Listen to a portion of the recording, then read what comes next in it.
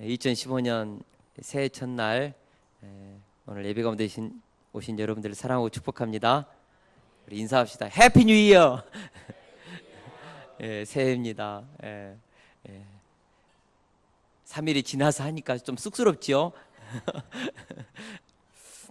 우리 일부 예배 때는 썰렁했습니다. 2015년 새해가 시작되었습니다. 2015년은 을미년의 해로 양의 해입니다. 저는 역사를 공부했기 때문에 을미년 하면 1895년 8월 10월 8일 날 있었던 명성황후 시해 사건 을미사변이 떠올라서 을미년 그러면 왠지 을신년스러운 그런 기분이 드는데, 그러나 영적으로 해석해 보니까 을미년은 청양띠라고 합니다. 양띠입니다. 와우, 양 그러면 누구의 해입니까? 우리의 해입니다. 너와 우리 그리스도인들의 해, 양의 해. 정말 2015년 우리 교회 표어가요, 날마다 큐티로 새 아침 새날 새 인생을 열자입니다. 여러분 저쪽 벽에 한번 봐보세요. 푸른 초장에서 양떼들이 원 없이 푸른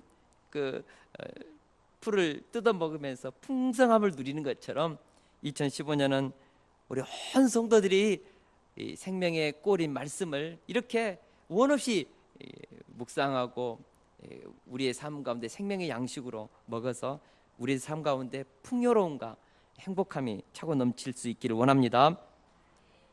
오늘 말씀은 2015년 표어가 되는 요절 말씀으로 내 눈을 열어서 주의 율법에서 놀라운 것을 보게 하소서입니다. 우리가 참된 그리스도인이라면 성경을 읽을 때 성서가 해석이 되어야 합니다.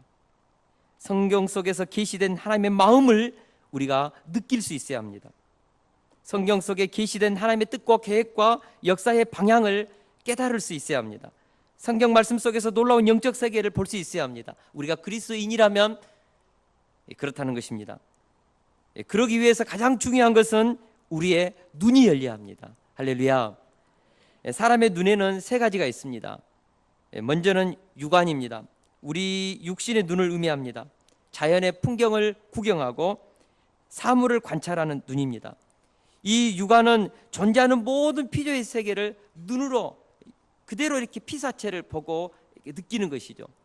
여러분, 이 육안은 한계가 있습니다. 나이가 들면 이렇게 눈이 침침해지고 안경을 써야 되고 그렇지요.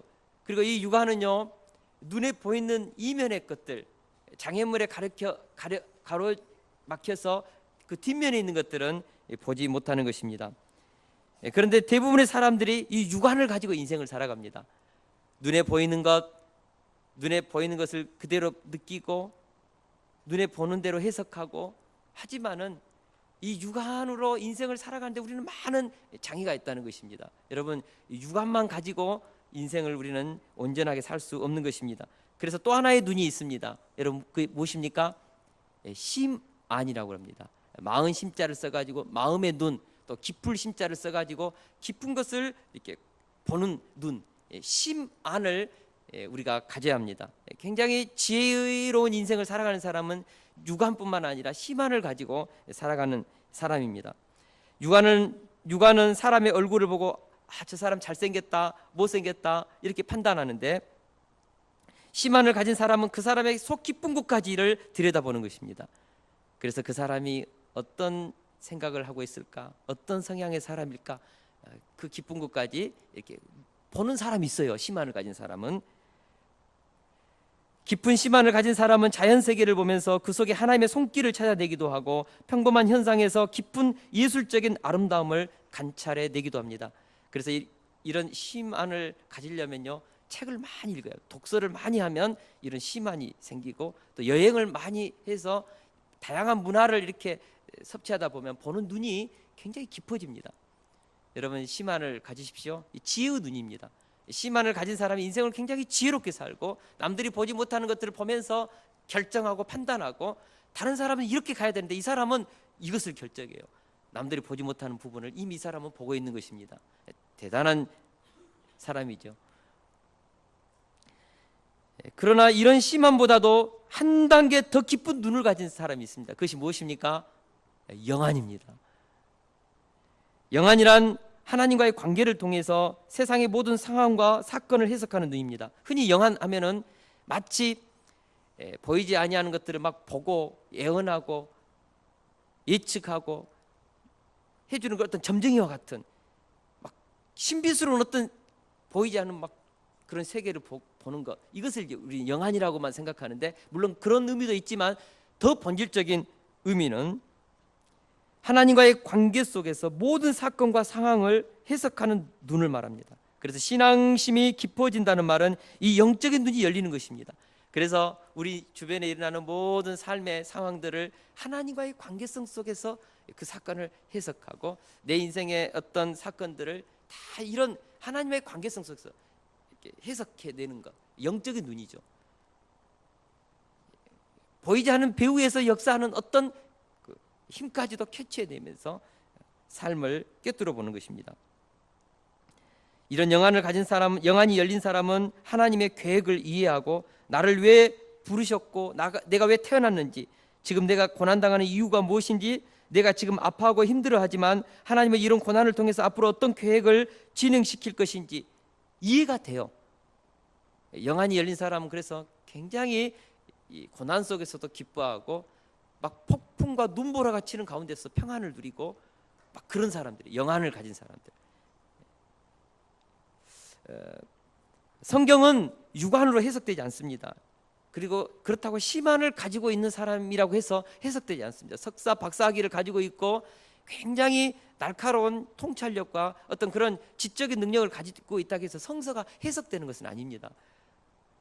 성서는 영적인 눈을 가진 사람에게 해석되어지고, 영적인 눈을 가진 사람에게 성경이 그렇게 다가오는 것입니다. 그래서 오늘 본문에 뭐라고 했을까? 내 눈을 열어서, 내 눈, 이것은 육안도 아니고 심한도 아니고 영적인 눈, 영적인 눈을 열어서 뭘 보라고요? 주의 율법에 놀라운 것을 보게 해달라고 기도한 것입니다. 오늘 말씀 속에서 계시된 이 음성이 우리에게 들릴 수 있기를 원합니다. 우리가 하나님의 말씀을 대면할 때마다 어떻게 해야 됩니까? 오 주여, 내 영안을 열어서 하나님의 말씀, 계시의 세계, 말씀 속에 숨겨진 하나님의 신비의 그 음성을, 진리의 음성을 듣게 하여 주옵소서. 오늘 이 예배 속에서도 하나님께서 말씀하신 이 음성이 들려지게 하여 주옵소서. 이렇게 기도할 수 있어야 합니다. 특별히 성경의 저자이신 성령의 내적 조명을 받아서 말씀을 깨달아야 합니다. 칼빈은 이것을 인라이트, 우리 내면 속에 있는 어떤 내적인 조명이 비치는 사람에게 성서가 해석이 되어지는 것입니다. 그래서 성서를 대면하는 사람은 반드시 하나님 앞에 기도해야 됩니다. 성령의 내적 조명을 받아야 합니다. 인간적인 육안으로, 우리의 심안으로 성경을 사사로이 풀려고 해서는 안 된다는 것입니다.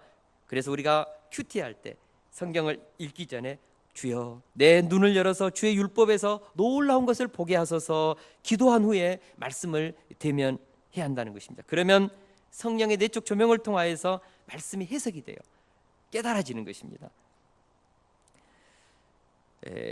그러면 우리의 영안이 열려서 놀라운 성경의 말씀이 해석될 때 어떤 일들이 벌어질까? 특별히 큐티를 통하여서 우리에게 말씀이 깨달아지고 그 말씀이 내 삶 속에 적용되어질 때 어떤 일이 벌어질까? 오늘 세 가지로 살펴보기를 원합니다. 첫째로, 큐티하면 하나님의 관점에서 삶을 해석하는 눈이 생깁니다. 제가 고등학교 다닐 때 수학을 너무너무 싫어했습니다. 수학 시험만 보면 죽을 지경이었습니다. 뭐 1차 방정식, 2차 방정식, 3차 방정식, 로그, 뭐 인수분해, 미적분, 함수, 좀 첫 페이지만 좀 공부하다가 모르겠어요. 그래서 수학 시간만 되면 108 번뇌, 그냥 도망치고 싶고 막 그랬습니다. 근데 내 옆에 있는 짝꿍 주영이는요, 공부를 얼마나 잘했는지, 걔가요 전교에서 수학을 가장 잘했거든요. 얘는 수학 시간만 되면 설쳐대고 막 그냥 선생님한테 막 대답하고, 저는 옆에서 미치겠어요. 수학 시간이 되면 그렇게 행복해 하더라고요. 저는 가끔 보면서 이게 인간이냐 수학을 좋아하는 게 인간이냐, 나는 그렇게 주로 생각을 했었습니다. 왜 주영이는 수학 시간이 되면 재미있었을까? 해석이 되고 답이 보이니까 재밌는 것이죠. 문제가 보여도 해석이 되는데요, 답이 보이는데요. 저는 그냥 까만 것은 글씨고 그냥 하얀 것은 종이고 이게 뭔 말인지 모르니까 108번네 도망치고 싶고, 해석이 안 되니까 고통스럽고. 여러분, 아무리 문제가 어려워도 해석이 되고 답이 보이면 그 문제가 재밌고 수학 시간도 행복한 것입니다. 저는 이것이 영적인 원리에도 통용된다고 봅니다. 인생에 문제가 있습니다. 그런데 해석이 안 돼요. 답이 안 보여요. 이것을 어떻게 헤쳐나가야 될지 모르겠어요. 미래가 정말 캄캄해요. 이런 사람은 어떻습니까? 불안하고 두렵고 108번네 너무너무 힘든 거예요. 인생의 문제가, 삶의 고난이. 그래서 삶의 의욕이 꺾이고 때로는 자살도 하고 술과 마약으로 회피하기도 하는 것입니다. 그런데 아무리 어렵고 힘든 인생의 문제도 그 문제를 해결할 수 있는 길이 보이고 그 고통의 의미가 무엇인지 깨달아지면 그때부터 고통은 고통이 아니라고요. 고난의 답이 보이는데요, 이 고난을 통해서 어떻게 내 인생이 펼쳐질 거라는 것이 느껴지고 보이면요, 여러분, 고난이요 고난으로 여기지가 않습니다. 고난 속에서도 행복하고 막 비바람이 치고 눈보라가 쳐도요, 그 속에서 평화를 누려요. 예수님은 막 갈릴리 광풍 속에서도 뱃속에서 그냥 주무셨지 않습니까? 해석이 되는 사람은 그런 것입니다. 우리가 큐티를 하면 좋은 점이 무엇입니까? 큐티를 통해서 하나님의 음성을 듣고 하나님의 뜻을 깨달은 사람은 자신의 삶 속에 직면하는 모든 고난들이 해석이 된다는 것입니다. 여러분, 큐티 하니까 아마 모르신 분이 있는데, 하나님의 말씀, 성경을 혼자 콰이트 타임, 조용한 시간에 묵상하고 그 말씀을 내 삶 속에 관찰, 해석, 적용하는 것을 이제 큐티라고 합니다. 여러분, 큐티 하면 너무너무 좋아요. 왜냐 그러면 모든 인생의 문제를 하나님의 말씀을 가지고 하나님의 관점에서 해석할 수 있는 눈이 생기기 때문에 그렇습니다. 우리가 잘 아는 요셉은 17살쯤에 형들에게 미움을 받아서 애굽의 노예로 팔렸습니다. 그때 요셉은 이해할 수 없는 고난 앞에 피를 토하는 마음으로 형들이 자기를 노예로 팔았어요. 은 20에. 자기가 팔려갈 때 울면서 형 살려줘 할 때 웃고 잘 가라고 막 그냥 이렇게 형들이 했을 때 얼마나 가슴이 상처가 받았겠습니까? 분노가 생겼겠습니까? 끌려가면서 얼마나 울었겠습니까? 그런데 요셉이 애굽으로 가가지고 그곳에서 보디발 바로 친위 대장 집에 갔었습니다. 그때부터 요셉이요 뭐 했습니까? 큐티했습니다. 큐티. 요셉이 큐티한 내용이 무엇일까요? 요셉이 큐티한 내용이 무엇일까요? 예, 어렸을 때 꾸었던 꿈, 11별이 절하고 12단이 절하고 그 꿈 하나님이 계시해 주신 꿈을 묵상했다고요. 그 꿈의 내용을 가지고 큐티했다고요. 관찰하고 해석하고 적용했다고요. 요셉이 애굽에서요 계속해서 고난의 때에 자신에게 주어진 하나님이 계시로 준 그 하나님의 말씀, 오늘 하면 계시의 내용이죠. 그걸 가지고 묵상했을 때 내가 왜 애굽에 왔을까? 하나님 왜 내게 꿈을 꾸었는데 이 꿈과 내 고난이 어떤 관계가 있을까? 묵상하다 보니까 고난이 해석되어지고 여기에 무슨 섭리가 있지 않을까 깨달아지고, 그래서 Here and Now 하나님이 부르신 그 부름의 자리에서 최선을 다해서 그 시간에 충성스럽게 살았다고요. 그러니까 보디발의 눈에 띄어서 가정 총무가 되고, 가정 총무가 되어서 잘 나갈 때도 보디발 여사가 나와 동침하자고 유혹했을 때 겉옷 그냥 벗어 던지고 하나님이 보고 있다고 도망쳐 나오고, 그래서 감옥에 들어갔을 때도 억울하다고 막 그냥 이를 뿌드득 갈면서 보디발 여사 한번 보자 그러지 않고 하나님께서 감옥에 보낼 이유가 있겠다. 그곳에서 열심히 최선을 다했습니다. 그랬더니 간수장이 눈에 들어가지고 간수장이 뭐라 했습니까? 모든 감옥의 재반 업무를 다 행정을 맡겼습니다. 거기에서 애굽의 최고 고위 관료급인 술 맡은 관원장을 만나게 되고, 그래서 결국은 애굽의 바로 왕과 연결돼 가지고 애굽 총리로 등극하지 않습니까? 꿈대로 되는 것입니다. 요셉이 어렵고 힘들었을 때 뭐 했을까요? 큐티했습니다. 자신에게 주어진 그 계시, 하나님의 약속, 언약, 이것이 무슨 의미가 있을까? 고난 속에서도 해석하고 묵상하고 관찰하고 해석하고 적용하다 보니까 모든 고난 속에서 그는 고난을 뚫고 나아갈 수 있는 하나님의 관점을 가졌다는 것입니다. 마침내 형들이 요셉을 만나서 요셉의 복수를 무서워하여 용서를 빌면서 좀 우리를 좀 살려달라고 했을 때 요셉이 뭐라고 했습니까? 두려워하지 마소서, 내가 하나님을 대신하리이까. 당신들은 나를 헤아려 하였으나 하나님은 그것을 손으로 바꾸사 오늘과 같이 많은 백성의 생명을 구원하게 하시려 하셨나니. 자신의 고난을 하나님의 관점에서 해석해내면 뭐가 없습니까? 상처가 없습니다. 형들이 자기를 팔았어요. 죽이려고 했어요. 그것에 대해서 앙금을 갖지 않았다는 것입니다. 왜요? 하나님의 관점에서 고난을 해석했어요. 형들이 자기에게 미워했던 그 미움과 애굽에서 그 노예 생활이라는 그 고난을 통하여서 하나님은 요셉을 그 시대의 모든 사람들의 생명을 부양하는 부양자로서 요셉의 인생을 썼다는 것입니다. 그래서 고난이 해석이 되니까 자기에게 고난을 주고 상처를 준 사람이 밉지가 않는 거예요. 그들이 요셉의 인생의 무엇이 훈련관. 그래서 여러분, 고난이 해석되면 고난을 직면할 수 있는 힘이 생깁니다. 하나님의 관점을 갖게 되면 나에게 고난을 주고 상처를 주고 실패를 주는 사람이 밉지가 않아요. 용서할 수 있고 받아들이게 되고 수용할 수 있고 모든 상황을 헤쳐나갈 수 있는 힘이 생긴다는 것입니다. 어떤 환경에서도 감사하고 극복할 수 있다는 것입니다. 이것이 하나님의 관점에서 인생을 해석해내는 사람들의 축복인 것입니다. 다윗을 보십시오. 다윗은 사무엘을 통하여 일찍 기름 부음을 받았습니다. 하나님은 그를 왕으로 세울 것을 사무엘 선지자를 통하여서 말씀하셨습니다. 아이고, 왕으로 기름 부음 받았으면 왕으로 등극해야 되는데 그 다음부터 곧바로 뭐 했습니까?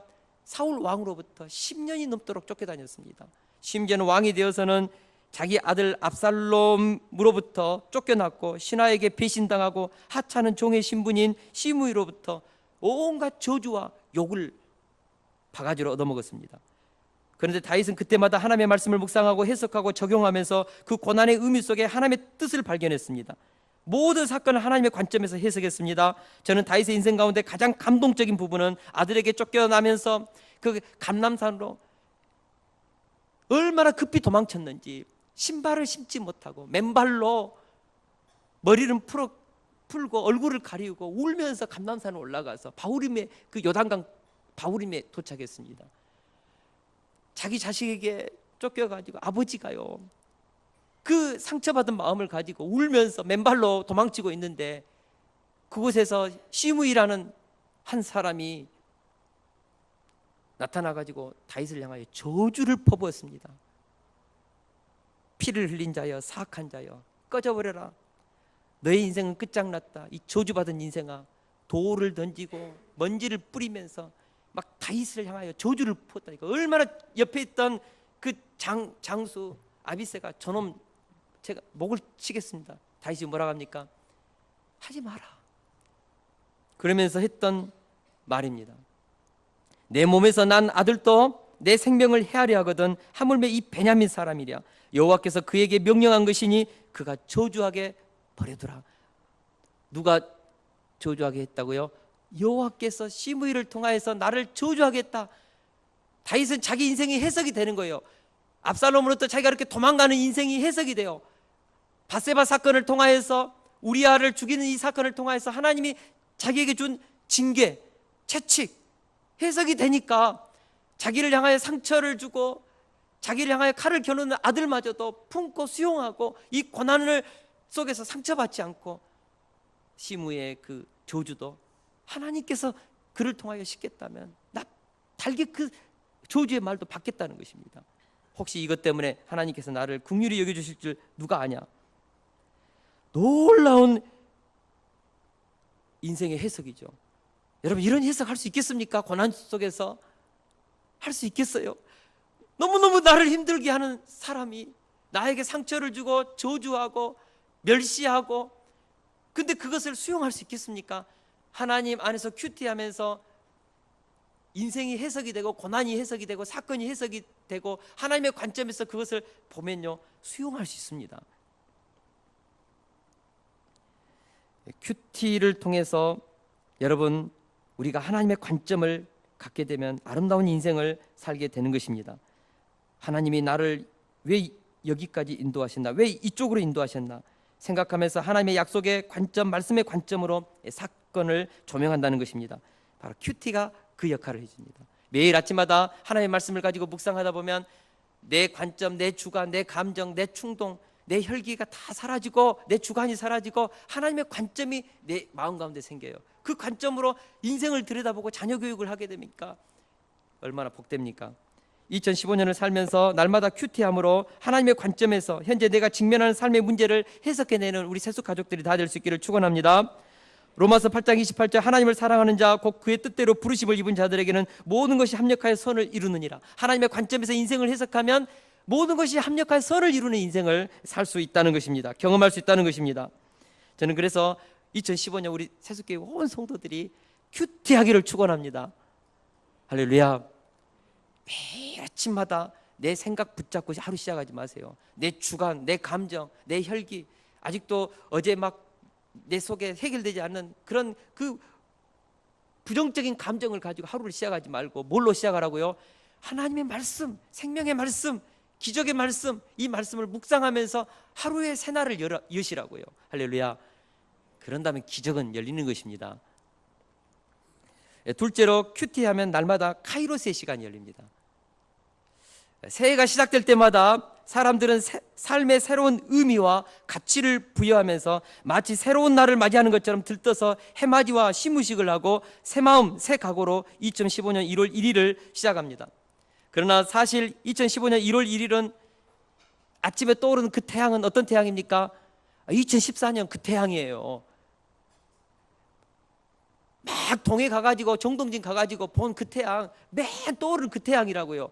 그 태양 뭐하러 보러 갑니까? 2015년 1월 1일 떠오르는 태양 뭐 다른 게 있어요? 카이로스의 해입니다. 카이로스의 시간입니다. 2015년 1월 1일이라는 새로운 시간을 의미를 부여하니까 2015년 1월 1일 태양에 새로운 태양이라는 의미가 생겨요. 이게 카이로스의 시간의 개념인 것입니다. 똑같은 하루고 똑같은 반복된 해이지만 카이로스를 부여하면 2015년 1월 새아침 새해가 된다는 것입니다. 크로노스의 시간은 무엇입니까? 달력의 시간, 시계바늘로 표현되는 시간. 우리는 이 시간을 기계적인 시간, 양적인 시간, 자연의 시간이라고 말합니다. 카이로스의 시간은 하나님과 관계 속에서 일어나는 의미를 부여하는 질적인 시간. 만약 우리가 매일매일의 삶을 하나님이 주신 새해, 새 아침, 새 날로 여기고 새 마음, 새 각오로 산다면 어떤 일이 벌어질까? 다시 말해서 매일매일의 아침을 카이로스의 시간으로 맞이한다면 우리의 삶이 얼마나 값어치 있고 존귀하게 변할까요? 많은 사람들이 2015년 한 1월 10일에서 많이 가면 1월 달은 카이로스의 시간으로 2015년 새로운 인생을 살아야겠다고 막 결심하고 결단하고 어떤 사람 혈서도 막 써놓고 막 새 인생. 에이 2월 달 가면요 카이로스 크로노스의 시간으로 돌아옵니다. 에이 그날이 그날이고 그 인생이 그 인생이고. 그래서 사람들은 카이로스의 새해가 2월 달부터는 크로노스의 자연의 시간으로 바뀐다고요. 그래서 염증을 느끼고 매일 아침마다 떠오르는 그 태양 앞에서 감동도 없고 정동진도 안 가고 그렇습니다. 사랑하는 동역자 여러분, 만약 우리가 매일 떠오르는 태양에 카이로스의 의미를 부여하고 새아침 새날 새희망의 해로 바라보면서 인생을 산다면 어떤 인생이 벌어질까요? 저는 기적이 일어날 거라고 믿습니다. 아멘 하세요. 여러분, 큐티가 이 일을 가능하게 합니다. 큐티하는 사람에게는 매일매일 아침이 새아침 새날이 될 수 있는 것입니다. 에레미야가 3장 22절에서 23절 말씀을 같이 한번 읽어볼까요? 시작. 여호와의 인자와 긍휼이 무궁하심으로 우리가 진멸되지 아니함이니이다. 이것들이 아침마다 새로우니 주의 성실하심이 크시도소이다. 아멘. 에레미야라는 선지자가 했던 고백입니다. BC 586년에 남유다가 바벨론의 느부갓네살에 의해서 처참하게 파괴되었습니다. 예루살렘 성은 회파되었고 하나님의 성전은 불탔습니다. 수많은 사람들이 포로로 끌려갔고 여자 아이에 이르기까지 배가 갈라지고 길거리에는 시체가 넘쳐 흘렀고 집은 불태워지고 이스라엘 민족의 미래가 없는 전쟁에서 완전히 그 나라가 끝장나는, 그래서 에레미야 애가를 읽어보면요, 얼마나 눈물의 선지자, 뼈가 녹고 가슴이 다 녹아버린 그 에레미야 선지자가 매일매일 눈을 뜨면 불타버린 성전, 무너져버린 예루살렘 성, 끌려가는 사람들, 신음소리, 고통의 소리, 시체가 널널하게 깔려있는 거리들, 무슨 희망이 있습니까? 근데 에레미야가 매일 아침마다 뭘 묵상했습니까? 하나님의 말씀을 가지고 큐티했습니다. 큐티할 때마다 하나님은, 큐티할 때마다 뭘 묵상했습니까? 여호와의 인자와 긍휼이 무궁하다는 사실을 묵상했습니다. 사랑하는 동역자 여러분, 큐티는 무엇을 묵상하는 것입니까? 인자와 긍휼이 무궁하신 하나님의 본성을 묵상하는 것입니다. 할렐루야. 실패한 땅, 죽은 시체들, 무너진 성전을 묵상하는 것이 아니라, 망한 나라를 묵상하는 것이 아니라, 비참하고 처참한 환경을 묵상하는 것이 아니라, 에레미야는 그 처참한 이스라엘의 멸망의 날 가운데서도 아침마다 깨면 인자와 긍휼이 무궁하신 하나님의 본성을 묵상하면서 그는 매일 아침, 그는 새 아침을 맞이했다는 것입니다. 우리가 이렇게 지금 망했다 할지라도 우리는 진멸되지 않을 것입니다. 이것들이 아침마다 새로우니 주의 성실이 크시도소이다. 아침마다 새로운 아침을 열었어요. 뭘로요? 하나님의 자비와 긍휼이 무궁하신 그 하나님의 본성을 붙잡고 주의 성실하심이 지금도 우리 민족을 붙잡고 있다면 그 아침은 새로운 아침인 것입니다. 저는 그런 의미에서 너무너무 에레미야 선지자가 위대한 것입니다. 사랑하는 동역자 여러분, 우리가 아침마다 뭘 묵상해야 합니까? 실패와 패배와 내게 상처 주는 사람들의 그 말을 우리가 묵상하기 쉽습니다. 그러나 우리가 하나님의 말씀을 대면하는 순간에 우리는 하나님의 본성을 묵상하고 하나님 우리에게 주시는 위대한 약속을 우리는 묵상할 수 있는 것입니다. 그래서 우리는 아침마다 새로운 아침, 신실하신 아침, 하나님께서 우리에게 주실 희망의 아침, 하나님이 행하실 기이한 놀라운 기적의 아침을 우리는 열 수 있는 것입니다. 텍사스의 미국 최대의 유전이 있었습니다. 어떤 사람이 넓은 땅을 사서 옥수수 농장을 만들었습니다. 그런데 매년마다 옥수수 농사가 안 되는 거예요. 그냥 죽어버리고. 그래서 이번에는 오렌지 씨앗을 뿌리고 나무를 심었습니다. 근데 또 얼마 못 가다 또 말라버리고 죽는 거예요. 잔디를 심었습니다. 잔디도 죽고. 엄청난 돈을 들여서 이 땅을 샀는데 내가 속았다 하는 것마다 실패하고 6, 7년이 지나가면서 막 마음의 분노, 이 땅을 파는 그 사람에 대한 분노감으로 막 사무치면서 이 땅을 이제 좀 가격을 많이 다운시켜가지고 그냥 내놨습니다. 이 땅 사가라고. 누가 그 땅 삽니까? 농장도 안 되는데 그 땅을. 근데 한 번은 한 지질학을 전공한 학생이 이 광고를 붙은 이 땅을 보면서 그 주인에게 찾아갔습니다. 그러면서 자기에게 이 땅을 한번 실험해 볼 수 있는 기회를 달라고 했습니다. 그래서 이미 포기한 땅이니까 한번 뭐 알아서 해보라고. 이 친구가 이 지질학을 전공했던 이 친구가 땅을 파고 흙을 채취하여 실험한 결과 그 땅에는 어마어마한 기름이 매장되었다는 것을 알게 되었습니다. 이 쓸모없는 땅에서 미국 최대의 유전이 발견된 것입니다. 기름이 나왔기 때문에 어떤 작물도 될 수가 없는 것이죠. 이 사람이 가난한 사람입니까? 이 사람이 실패한 사람입니까? 자기가 가지고 있는 그 땅 6, 7년 동안 계속 실패했지만 그는 이 땅의 가치를 모르는 것입니다. 미국의 최대의 석유가 매장된 그 땅 일찍 연구해가지고 왜 안 됐지 하고 했더라면 어마어마한 그 행복을 앞서서 그는 누릴 수 있었을 것입니다. 여러분, 안 된다고 자꾸 안 되는 것만, 실패한 것만 묵상하지 마십시오. 우리 믿음의 사람은 이미 되도록 부르심을 받은 사람입니다. 무한한 자원이 우리 인생 속에 숨겨져 있다는 것입니다. 저와 여러분이 가지고 있는 신앙은 환경보다 크고 운명보다 더 강력한 힘을 가지고 있다고 믿습니다. 하나님이 우리의 무한한 자원이요 우리의 무한한 부유함의 원천인 것입니다. 에베소서 1장 3절을 보니까 찬송하리로다 하나님 곧 우리 주 예수 그리스도의 아버지께서 그리스도 안에서 하늘에 속한 모든 신령한 복을 우리에게 주시되, 우리가 얼마나 부유한 어마어마한 영적인 자원, 하나님 우리에게 주신 무한한 자원을 가지고 있는지 여러분 아십니까? 우리에게 주어지는 그 어마어마한 축복을 여러분 알고 계십니까? 큐티는 하나님이 우리에게 준 어마어마한 그 자원을 캐내는 시간이라고요. 영안이 열려서 무궁한 하나님의 자원을 보는 순간 그 하루는 기적의 하루가 되는 것입니다. 큐티는 보화를 캐는 시간이요 능력을 캐는 시간이요 무한한 하나님의 자원과 연결하는 시간입니다. 그래서 아침마다 그리스도 안에서 말씀 안에서 인자와 긍휼이 풍성하신 아버지 안에서 새날을 캐내는 카이로스의 시간이 큐티하는 사람에게 열릴 수 있다는 것입니다. 여러분, 우리 인생을 크로노스의 시간으로 살지 말아야 합니다.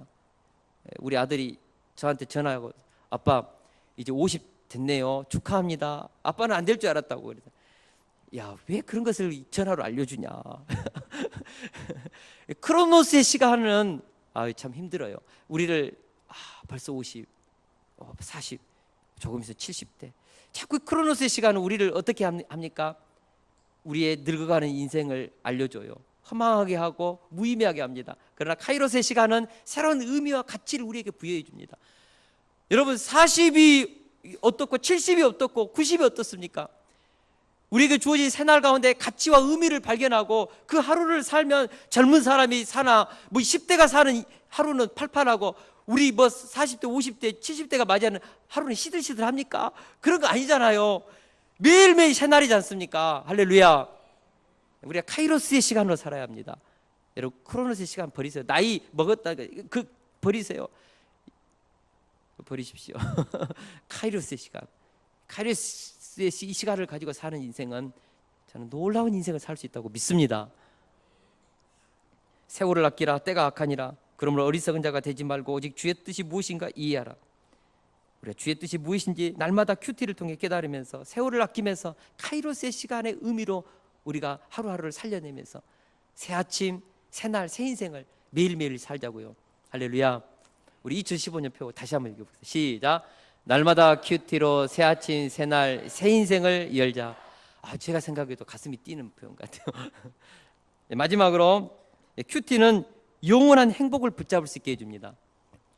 우리는 시간 속에 삽니다. 여러분, 시간이란 무엇입니까? 어거스틴은 시간이란 항상 머물러 있지 않고 항상 지나가는 것으로만 존재한다고 했습니다. 시간은 모든 것을 지나가게 만듭니다. 인생은 시간과 함께 탄생하고 시간과 함께 나이를 먹다가 시간과 함께 죽음으로 사라지는 것입니다. 시간이 모든 인생을 지나가게 합니다. 영혼은 무엇일까요?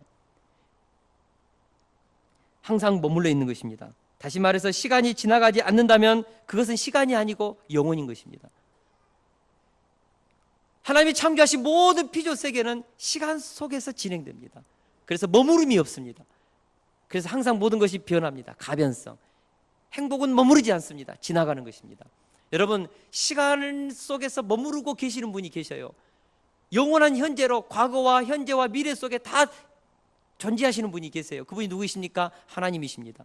인간은 시간 속에서 시간과 함께 지나가는 존재이고, 신은, 하나님은 시간 밖에도 계시고 시간 안에도 계시고 지나가는 시간, 과거에도 지금의 시간에도 미래에도 다 존재할 수 있는 유일한 분이 바로 창조주 하나님이십니다. 그래서 시간 속에서 살아가는 모든 피조물들은 불안합니다. 우리가 성취한 것도 불안합니다. 여러분, 행복해요. 이 행복이 든든합니까? 내일이 되면 어떻게 될까? 10년 후에 이 행복이 변할 것 같은 것 때문에 두려워하고, 언제나 행복이 이 지상에 존재하지 않습니다. 인간은 시간 속에다가 인생의 행복을 쌓으려고 노력했습니다. 시간 속에다가 바벨탑을 쌓으려고 수고했습니다. 시간 속에다가 자신의 왕국을 건설하려고 계속해서 시도했습니다. 그러나 시간이 모든 것을 다 지나가게 하고 무너뜨리고 부패하겠다는 것입니다. 그래서 시간 속에 쌓은 행복은 항상 불안하다는 것입니다. 요즘 삼성그룹의 이건희 회장의 건강이 좋지 않습니다. 그래서 삼성그룹이 불안하고 전문가들이 볼 때도 저도 느끼기에 과연 저게 앞으로 계속 지탱될 것인가 염려가 됩니다. 여러분, 영원한 성공은 없습니다. 시간은 그 똑똑한 CEO도 무너뜨리는 것입니다. 영원한 행복을 붙잡는 인생을 사는 길이 무엇일까요? 여러분, 그것이 무엇이라고 생각하십니까? 진리 위에 인생의 집을 짓는 것입니다. 말씀은 무엇입니까? 영원히 변치 않는 진리라고 했습니다. 세상이 무너져도 하나님의 말씀은 하나도 땅에 떨어지지 않는다고 했습니다. 변하지 않는다고 했습니다. 인생의 집을 어디 위에 세워야 합니까? 여러분, 시간 속에 우리 인생의 집을 짓는 사람은 어리석은 사람입니다.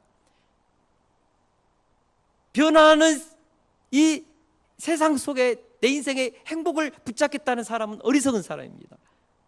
우리 주님께서 말씀하셨습니다. 신명기 10장 12, 13절에 보니까 우리 같이 한번 읽어보겠습니다. 시작. 이스라엘아, 내 하나님 여호와께서 내게 요구하시는 것이 무엇이냐? 곧 내 하나님 여호와를 경외하며 그의 모든 도를 행하고 그를 사랑하며 마음을 다하고 뜻을 다하여 내 하나님 여호와를 섬기고 내가 오늘 내 행복을 위하여 내게 명하는 여호와의 명령과 규례를 지킬 것이 아니냐. 여러분, 우리의 행복을, 영원한 행복을 붙잡는 것이 무엇입니까? 하나님의 말씀, 규례. 왜 하나님께서 성경을 주셨을까요? 인간의 생각과 가치와 이런 세상의 토대 위에서 인생의 집, 허무한 집을 짓지 말고 영원히 사라지지 않는 불멸의 인생, 영원한 행복을 붙잡는 그 인생을 하나님의 말씀, 규례 위에 너희들의 집을 세우는 인생 살라. 행복은 거기에 있다. 너희들이 영원히 사는 길은 거기에 있다. 하나님께서 그래서 하나님의 말씀, 성서를 우리에게 주신 것입니다. 시간 속에 있는 세상의 질서 위에 행복을 쌓으면 그것은 헛고생이요 개고생입니다. 물론 이 땅에서 우리가 열심히 살아야 되고 형통해야 되고 번성해야 되고 막 아브라함의 복을 흘러보내는 위대한 인생, 복의 인생 살아야 됩니다. 그러나 이것이 우리 인생의 전부라고 생각할 때 그것은 헛고생이라는 것입니다.